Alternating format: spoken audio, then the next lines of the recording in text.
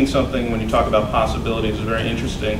I think we've all seen the headlines that are out there about students coming out of college with a degree, underemployed, really trying to figure it out, and then the pressure then seems to be that we're asking students in high school to really have a better sense of what they want to do and purpose when they go to college.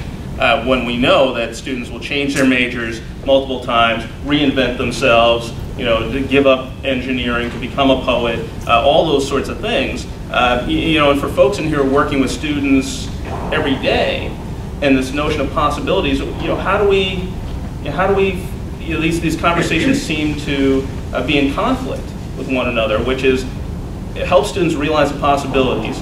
We have to help them understand what the possibilities are for them, because if you look at the data around the familiarity with careers for students from low-income households, you know that they are much less familiar with career possibilities and options.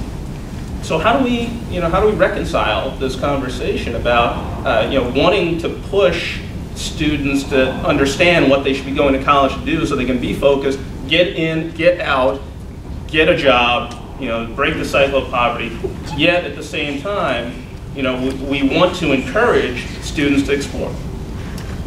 I can talk about one program we have, but the two things that jump to mind to me are exposure and skills.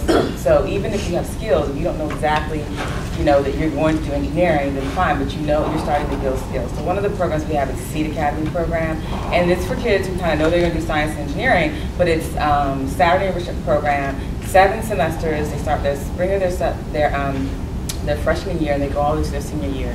By the end of those 3.5 years, they've actually taken 7 different engineering courses or science courses on those Saturdays.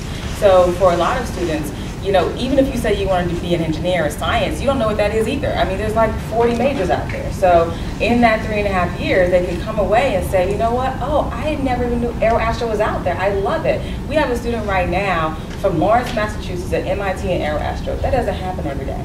The only reason it happened is because he was in Seed Academy. We have some students who will take all those different courses, and they're majoring in business right now. So they explored, they learned the skill set, they have peers who are, like-minded in this kind of way. They're going towards success, but they decided something totally different. So I think a model like that, it doesn't have to be just focused on science engineering. It could be just exposure to 5 different types of careers in high school, at a certain school, or some kind of model like that, where you're exposing them early, and then they can at least say what they don't want to do, and at the same time build skills so that they don't feel like they don't have the confidence to go into anything. I know I do a lot of helping students understand they don't have to have the answer.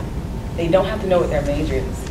And I know that's uneasy for a lot of students, but if they have skills, they'll get there. And a lot of them still get there in 4 years if they're ready and prepared. It's when they're not prepared that it takes 10 years.